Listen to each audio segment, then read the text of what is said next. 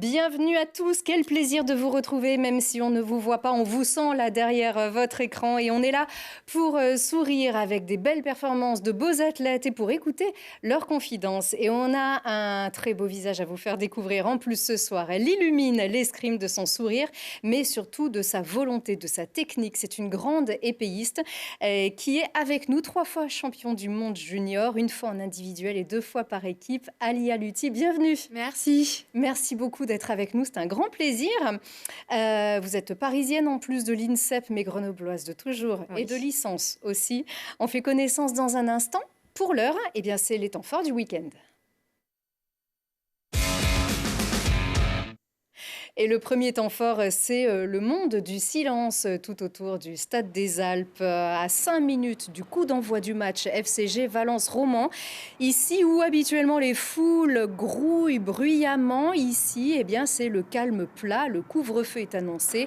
Pas une âme sur le parvis. Le village partenaire est fermé. Il n'y a guère que sur la pelouse qu'on s'agite à 21h pour le derby entre Grenoble et Valence-Roman. Grenoble dans la difficulté qui reçoit le promu de la saison dernière, très à la peine avant l'annulation du championnat. Alors le derby se lance avec pour seul public le staff des équipes et les journalistes.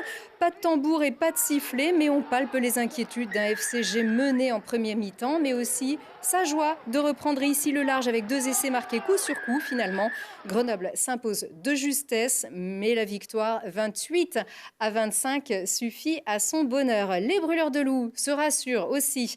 Ils retrouvent la victoire à Bordeaux. Vendredi, les hockeyeurs grenoblois l'ont emporté chez les Boxers, 5-2.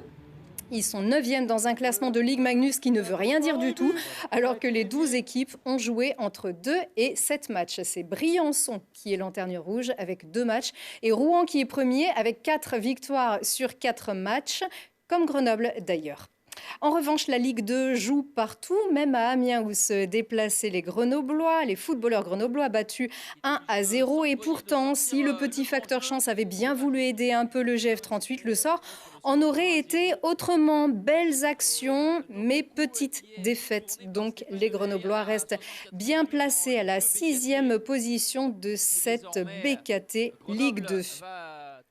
Ça passe comme sur des roulettes pour Émilien Jacquelin, sur des roulettes pour de vrai d'ailleurs, pour le biathlète villardien, double champion du monde qui devient champion de France après sa victoire en poursuite. Et on note aussi le retour gagnant d'Anaïs Chevalier, titrée chez les dames après une parenthèse maternité. Elle revient très en forme. Un mot encore, les poloistes du Pont de Cléguc ont perdu à Aix-en-Savoie 25-9. Ils ont beaucoup de mal cette saison. Ils ont souffert d'inéquité en raison du Covid. Le volley ne joue pas, le hand non plus, le basket non plus. Alors, quelles conséquences financières? Comment la suite se dessine? On va en savoir plus avec vous, Richard Gou. Bonsoir. Bonsoir. Et merci beaucoup de nous Très heureux accueillir d'être avec chez vous. Où est-ce que vous êtes, Richard? Actuellement, je suis dans le sud de la France, au Lavandou, au bord de la mer, et je remonte très bientôt pour suivre les péripéties du club du Grenoble Volley. Mais on sait que vous Si êtes... on arrive à jouer. Oui, c'est ça. En fait, vous êtes au travail actuellement aussi, puisque, alors vous êtes, on le sait, une figure du volley grenoblois, président du Grenoble Volley Université Club. Vous êtes aussi médecin national fédéral et ancien joueur quand même de la grande équipe, il faut le dire, de la D1. Alors donc, bonne nouvelle pour le Grenoble Volley. Il peut s'entraîner et jouer, car l'élite, qui est la 3e division en France, figure sur la liste des autorisés fournis par le gouvernement. C'était ce week-end. Voilà, tout à fait. Le décret du 17 octobre a rajouté l'élite aux deux ligues professionnelles masculines. Et donc, notre équipe élite masculine va pouvoir reprendre l'entraînement et reprendre la compétition, pas tout à fait normalement, parce que ça fait quand même 15 jours, 3 semaines qu'ils s'entraînent comme ils peuvent, grâce à la solidarité entre les clubs de la région, qui leur ont permis d'aller s'entraîner une fois de temps en temps à Voiron, parfois à Crolles. Voilà, donc, mais voilà, on va pouvoir reprendre les choses correctement, mais Très que bien. pour l'élite. Oui, avec des matchs en retard donc. Est-ce qu'on connaît la date des reports? Parce que ça risque de se bousculer quand même dans un championnat qui est déjà parfois dense, selon les moments de l'année. Alors, on a de la chance parce qu'il y a 11 équipes dans notre poule et donc nous étions exempts des 2 week-ends où nous n'avons pas pu jouer. L'autre week-end, nous aurions dû aller à Charenton, mais qui eux aussi étaient, les gymnases étaient fermés, donc le match sera reporté. Mais pour le moment, il y a qu'un match de reporté, donc c'est pas trop catastrophique. On va pouvoir reprendre correctement. Oui, alors correctement ou pas, ça s'annonce pas simple. C'est à vous, d'ailleurs, Richard Gou, qu'il revient de recueillir les cas Covid de toute la France, en fait, dans le volley. Ça représente quoi, en fait? À peu près 300 équipes? Sur les trois divisions nationales masculines et féminines, oui, ça doit faire 300-350 équipes. Et c'est moi qui, chaque semaine, en tant que médecin, repère les cas Covid et surtout les cas contacts qui doivent rester isolés. Et si on a, dans le volleyball, si on a trois cas isolés dans une équipe, le club peut demander le report du match. Et donc, c'est moi qui valide s'il y a bien trois cas isolés ou s'ils ne sont pas. Et dans ce cas-là, ils ne peuvent pas reporter le match. Et est-ce que les joueurs peuvent s'entraîner aussi? Alors, on isole les cas positifs. Est-ce que tout le monde est cas contact et les entraînements n'ont pas lieu? Ou est-ce qu'on peut quand même s'entraîner par petits groupes, comme ça peut être le cas en rugby, par exemple? Alors, c'est les ARS qui décident qui sont les cas contacts, mais pour nous, un cas contact doit être à l'isolement, et l'isolement, ça veut dire qu'on reste chez soi et qu'on voit personne pendant 7 jours, jusqu'à la fin de cette période de quarantaine de 7 jours. Donc nous, les joueurs isolés sont isolés, ne participent pas aux entraînements. Ceux qui ne sont pas cas contact, eux, par contre, bien sûr, peuvent continuer à s'entraîner. Et si le club considère qu'il n'est pas pénalisé, il n'est pas obligé de demander le report du match, bien sûr. Est-ce que les matchs du C'est lui Grenoble qui décide. Volley, oui, est-ce que les matchs du Grenoble Volley vont aussi être avancés pour pouvoir accueillir au moins quelques personnes au gymnase Malherbe? Puisque le Grenoble Volley joue le Alors samedi ça, soir. voilà, c'est la grande question. Enfin, de toute façon, compte tenu du couvre-feu, si on veut que les gens soient rentrés chez eux à 21h, il ne faudra pas que les matchs soient à 20h ou à 20h30 comme ils étaient prévus. Donc, comme on vient juste de recevoir la notification, je pense qu'on va voir avec les clubs qui doivent venir jouer chez nous s'ils acceptent de jouer un peu plus tôt dans l'après-midi pour qu'on puisse éventuellement accueillir un petit peu en respectant bien sûr toutes les mesures barrières qui avaient déjà été mises en place. Et d'ailleurs, notre premier match, comme on était juste au début des périodes où on n'avait plus le droit de jouer, on avait fait un match à huis clos, on avait décidé de ne pas accueillir de public dans le gymnase parce que mettre en place et organiser à ce moment-là. Mhm. Alors, puisqu'il est question de santé avec vous, docteur, donc, on va parler de santé financière aussi. Est-ce qu'on peut craindre pour la santé financière d'un club comme le vôtre, ou comme celui du hand, ou comme celui du basket, qui ne peuvent pas jouer? Les billetteries, les buvettes aussi, ça représente quand même une certaine part de vos recettes, de votre budget. Bien sûr, pour nous, c'est un vrai problème de rester dans l'inconnu actuellement par rapport à notre budget de l'année parce que un certain nombre de partenaires privés continuent à nous accompagner, mais en diminuant leur participation. Il n'y a plus d'entrées, bien sûr. Il y a donc plus de recettes buvettes non plus. Le tournoi qu'on organisait chaque année au mois de juin au parc Paul Mistral, qui était pour nous aussi une recette importante, a dû être annulée. Les lotos, ben, bien sûr, sont annulés pour le moment. Donc, il y a tout un pan de nos recettes qui sont avec un gros point d'interrogation pour le moment.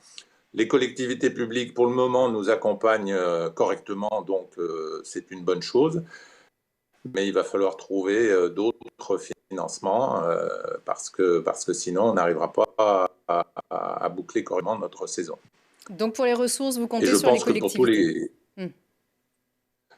les collectivités, oui, si elles peuvent, ou d'autres partenaires qui accepteraient de nous aider dans cette période. Mais je crois que c'est un peu la même chose pour tous les clubs grenoblois et de France aujourd'hui.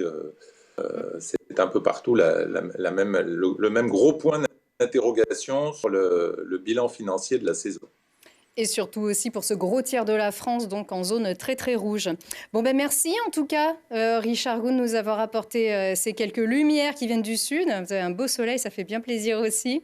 Bonne chance à votre équipe, on se tient au courant alors sur les prochains matchs avec des certitudes, Voilà, on en a? à bientôt. À bientôt au Gymnase Malherbe, donc, puisqu'on va reprendre la compétition normalement pour l'équipe élite en tout cas. Et sur le jour, le match en question, on le sait déjà? Alors le prochain match, je ne sais pas. J'ai plus le programme en tête parce que comme on avait Ouais, annulé les matchs, est-ce qu'on va réussir à annuler l'annulation pour le faire quand même ce voilà. week-end? Je ne sais pas si on sera dans les délais pour que nos adversaires puissent se déplacer. Eh ben on On vous vous tient au tiendra au courant. courant, sur Télé Grenoble en tout cas. Merci beaucoup Richard Gouff. Et bon courage, surtout aussi. D'ailleurs, du courage, ils en ont. Hein. Regardez tout de suite les grands malades qui arrivent et qui arrivent surtout à toucher le sommet de la montagne. Bah oui, ça c'est l'autre sujet. Non, voilà, c'est celui-ci, c'est la Sky Race. La Sky Race en Matésine. Alors donc, ils arrivent à toucher les cimes des montagnes et le ciel en même temps.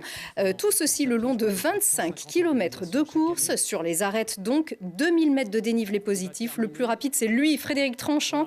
Il remporte donc la Sky Race des Matésins en 2h23. Longtemps d'ailleurs, le deuxième a été le Mélanais Thomas Cardin. Il termine 18e. Et puis, il y a donc des courses qui se vivent comme un feuilleton. C'est le cas d'un championnat du monde couru en simultané dans une vingtaine de pays, la Big Dog Backyard. C'était en Chartreuse. Depuis ce week-end, une course mentalement éprouvante devant Lilian Veillé. Ils sont 15 et il n'en restera qu'un.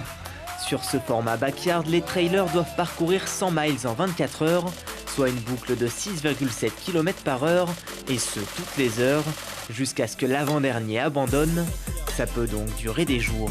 J'ai aucun chiffre en tête, pas d'objectif 48 heures, 60 ou 24 heures, je sais pas trop. Je veux juste abandonner lorsque je pourrai vraiment plus repartir. Cette Big Dogs Backyard Ultra, c'est la coupe du monde de la discipline. Car cette année, Covid oblige, on n'a pas un championnat mais une seule course en simultané dans 25 pays du monde. Et on court donc en équipe. C'est bien le pays qui ira le plus loin avec ses deux meilleurs coureurs. Voilà, puisque donc la course s'arrêtera en France quand il restera plus qu'un seul coureur. C'est pas un coureur de France contre le dernier coureur du monde. Donc il faut vraiment être à deux et c'est là où c'est par équipe. On ne peut pas jouer tout seul, il faut absolument qu'il y ait quelqu'un qui nous accompagne le plus loin possible. À Saint-Laurent-du-Pont, la France compte 13 coureurs professionnels et pas des moindres.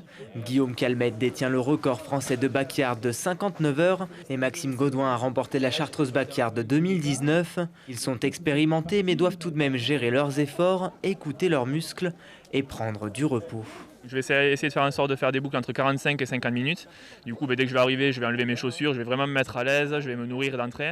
Et ensuite, je vais essayer de me reposer si c'est possible, 5-10 minutes, pourquoi pas m'allonger, et pourquoi pas dormir au bout de 48 heures. Dormir, c'est vraiment la difficulté la plus importante, malgré tous les aléas de cette course. Là, tout de suite, je dirais le froid. Après, ouais, le manque de sommeil, ça c'est certain, ça va être difficile à gérer, mais voilà, j'ai prévu de faire des micro-siestes dès la première nuit. La seule appréhension que j'ai, c'est le sommeil. On va mettre en gros 46-47 minutes. Il y a une cloche qui sonne 3 minutes avant le départ. En fait, en gros, ça nous laisse 6-7 minutes pour dormir. Et le gros challenge, c'est de s'endormir tout de suite. Le record du monde est pour l'instant détenu par le Suédois Johan Steen en 68 heures. Mais il sera peut-être battu lors de cette Big Dogs, et pourquoi pas en Isère. Et donc c'est ce monsieur-là qu'on vient de voir qui a été le dernier français. C'est fini d'ailleurs à l'heure actuelle pour les Français. Ils étaient 5e avant l'abandon de l'avant-dernier et donc de Christian Mauduit qui était donc le dernier, celui qui reste. Et on poursuit d'ailleurs la rubrique Courage et persévérance avec notre invité.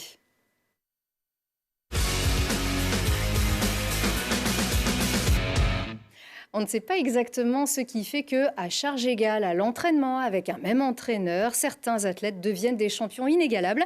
C'est votre cas, Alia. En tout cas, c'est ce qu'on m'a dit. Je ne sais pas ce que vous en pensez. Bah si, on vous l'a dit alors. Ah, c'est vrai. il faut leur faire confiance. Alors oui, vous êtes championne du monde junior d'escrime en individuel, 2 fois également à l'épée. C'était en Bulgarie cette victoire en individuel. Et ça, c'est vous toute petite d'ailleurs. On vous revoit, ça c'est plutôt à vos débuts. Oui. Donc vous êtes championne du monde en individuel en Bulgarie en 2017, suivi d'un titre par équipe sur ces mêmes mondiaux. Et Oui. l'an dernier en Pologne, vous avez été sacrée par équipe encore. Vous voilà donc senior, vous avez 22 ans. Quand vous revoyez ces images 20 ans. de vous toutes... 20 ans, pardon. 22. Oh, les sources étaient... Quand vous revoyez ces images de toute petite, est-ce que vous vous dites que finalement le plus dur est fait ou reste à faire? Je pense que le plus dur reste à faire. Parce que je m'entraîne beaucoup et je suis encore jeune. Quand je vois que la plupart, à l'épée dames, la plupart des filles de haut niveau qui font des résultats, la moyenne d'âge c'est 30 ans et que j'ai que 20 ans, je me dis que j'ai encore beaucoup de travail et de sacrifices devant moi. Donc je pense que j'ai pas fini de travailler. Mais quand on est 3 fois championne du monde, on arrive à voir encore cette marge de progression? Oui, je sais que je m'entraîne pour progresser chaque jour. Et chaque jour, j'apprends, que ce soit dans la défaite aussi beaucoup. Et je sais que j'ai encore à progresser, mais je pense que j'ai déjà fait le plus gros. Bah ouais, parce que alors on sait que c'est très technique, que c'est très physique aussi, c'est endurant. L'escrime, Oui. c'est à la fois, c'est aussi technique qu'endurant finalement. C'est déjà, c'est pas un sport de force, mais c'est beaucoup d'agilité, d'endurance, de concentration. Et c'est savoir réagir, s'adapter au bon moment. Et comprendre l'adversaire aussi, surtout. Oui, c'est vrai aussi, parce que chaque adversaire a un jeu différent et différent. Donc, s'adapter aussi à l'adversaire. Et vous commencez à vous connaître un petit peu dans tout ce milieu. Vous vous retrouvez un petit peu de Oui, championnat en championnat. souvent, on rencontre les mêmes personnes. Après, on est 200 par compétition. Donc, j'ai pas encore rencontré, dans ma carrière, j'ai pas encore rencontré tout le monde. Mais c'est sûr que même en les voyant tirer, en les analysant, je commence un peu à connaître tout le monde. Mhm. Qu'est-ce qui a fait que l'escrime a vraiment accroché? Parce que quand vous étiez petite, en tout cas quand vous étiez même née, vous connaissiez, vous avez grandi dans ce monde de la compétition. Votre père était champion de boxe et votre mère championne de France de badminton. Pourquoi l'escrime alors? Alors, l'escrime, en fait, j'ai commencé à faire du sport à l'âge de 3 ans. Donc, j'ai essayé vraiment tous les sports, tennis, basket, natation. Et un jour, grâce à la caravane du sport, j'ai eu la chance de tester l'escrime et j'ai tout de suite eu un coup de cœur. C'était le sport qui me correspondait. Il avait vraiment un mélange de tout ce que je recherchais, que j'aimais, que ce soit un sport de combat, un sport élégant, un sport à la fois individuel et collectif. Du coup, c'est pour ça l'escrime. Avec donc ce côté toujours très stratégique, il faut beaucoup d'intelligence aussi pour être.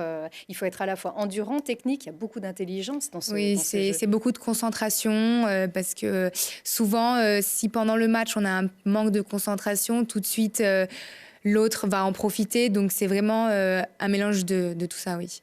Alors, on vous suit déjà depuis quelques temps. On va vous retrouver ici en 2017 à la Halle Clémenceau pour le challenge européen à l'épée. C'était 2015, je pense. Alors celui-là, 2014, c'était- 2015. Non, je crois que celui-ci, c'est ça. Il me semble que c'est 2017 et cadette. Non, 2017, j'étais junior. Ah mince. Bon bah alors on va dire que c'est, on va dire que c'est 2015 alors. Ouais. Oui, on oui, vous c'est fait- on vous fait 2015. confiance. C'est 2015. C'est ça, c'est 2015. Alors 2017, ça sera peut-être celle d'après. En tout cas, oui, en 2015. Donc vous êtes avec c'est votre frère qu'on Oui, vient de c'est voir, mon non? frère. C'est Issa. Oui, c'est ça. Et ouais, avec déjà ce beau sourire. Alors, on disait l'escrime, donc qui est très technique. On voit à quel point aussi il faut travailler les quadriceps quand même. Parce Oui, que... j'ai une jambe plus grande, plus grosse vrai que l'autre. C'est vrai ça. C'est l'escrime. Et donc plus de boulot aussi à la muscu, ça se travaille aussi ça. Je le sens qu'il y a une cuisse qui est plus musclée que l'autre. Quand on fait par exemple des exercices à la muscu, je le sens qu'il y en a une qui est plus musclée. Ah ouais. Alors on y retourne justement à cette halle Clémenceau donc en 2015 avec cet entourage et ce Grenoble-Parmentier et votre entraîneur Didier Margueritas qu'on voit ici qui a formé beaucoup de champions aussi, quelle que soit la discipline, quels que soient les niveaux. Ce Grenoble-Parmentier c'est vraiment une place forte de l'escrime en France. Parce qu'aujourd'hui, on sait que vous êtes à l'INSEP. Oui, non, mais c'est un très bon club formateur, car il y a aussi Océane qui est à l'INSEP avec moi, qui a été formé par Grenoble. Donc c'est un très bon club depuis toujours pour l'épée dames. Mais il faut passer par l'INSEP à un moment donné si on veut vraiment franchir un cap? J'ai fait 3 ans au Krebs de Bordeaux avant, donc c'était pour les jeunes. Mais le plus haut niveau, les meilleures enseignes, ça reste l'INSEP. Donc l'INSEP, c'est vraiment le meilleur endroit pour performer. C'est vraiment la référence. Oui. Et alors, on sait que les JO devaient avoir lieu à Tokyo. Oui. Vous auriez pu vous glisser dans un trou de souris et éventuellement obtenir une qualification, ce qui peut encore être le cas si les JO se déroulent bien encore en 2021. C'est assez compliqué, hein. Il faut que 4 équipes, enfin on ne va pas rentrer dans les petits calculs, les petits comptes d'apothicaire. N'empêche, il peut exister une petite chance. Vous comptez dessus? Je compte dessus, oui, mais c'est sûr que pour l'instant, on n'a pas beaucoup de visibilité par rapport aux compétitions à venir, parce qu'elles s'annulent petit à petit, mais en janvier, ils vont sortir un nouveau calendrier pour les prochaines Coupes du Monde, mais pour l'instant, on n'en sait pas plus. Donc vous comptez aussi sur l'entraînement à fond Oui, moi je m'entraîne comme si il y aura une compétition ce week-end. Je me prépare comme si la compétition allait venir. Ça ne change rien. Ça pour le mental quand même, dans un sport aussi mental. C'est vrai, mais je me dis que même s'il n'y aura pas les JO qui auront lieu en 2021, il y aura toujours ceux de 2024 à Paris. Et donc que ce soit l'un ou l'autre, je me prépare pareil. Donc, vous comptez plus sur Paris 2024, qui est peut-être un peu plus raisonnable dans on va dire, l'ordre normal des choses? C'est vrai qu'on a la chance d'accueillir le plus bel événement sportif à Paris, 100 ans après, au Grand Palais. Et c'est mythique. C'est vraiment mythique. Ce Grand Palais. Oui, ce serait vraiment un rêve pour moi d'obtenir la médaille olympique à Paris. Ça, c'est une sacrée carotte, en tout cas pour vous aussi. C'est ce qui fait que vous vous entraînez toujours assez dur. Vous y pensez régulièrement, justement, à ça et à cette aventure? C'est vraiment un rêve pour moi. C'est un grand objectif que je me fixe.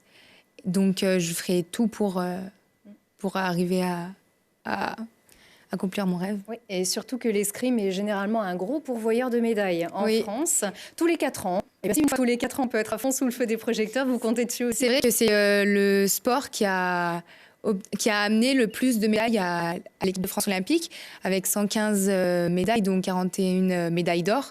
Donc c'est vrai qu'on a la chance que l'escrime ramène beaucoup de médailles. Absolument. Et puis surtout, vous avez un beau discours, vous avez l'air très brillante. Ministre peut-être, on sait que ça arrivait récemment. Pas maintenant. Pour l'instant, je vais plus me concentrer sur mes études d'infirmière en parallèle. C'est déjà beaucoup. Ah oui, surtout en ce moment. Ah oui, c'est déjà beaucoup. De lier mon double projet, c'est pas facile, mais c'est sûr que pour un sportif de haut niveau, c'est indispensable pour la suite. Ça, c'est sûr. On vous voit très motivé, très déterminé aussi. Bon courage dans tous ces différents chantiers qui se présentent. Il y en a un gros et puis bonne chance dans les études, bien évidemment. Merci aussi de nous avoir apporté ce... J'ose jamais trop. Alors déjà, c'est pas très Covid, donc on va pas le toucher. C'est quand même assez long. Je sais pas si on peut avoir une petite idée là. 110 on verra cm. pas trop. 110 cm. Merci beaucoup, Alia. Merci les à vous. rendez-vous, il n'y en a pas beaucoup, mais il y en a quand même le week-end prochain.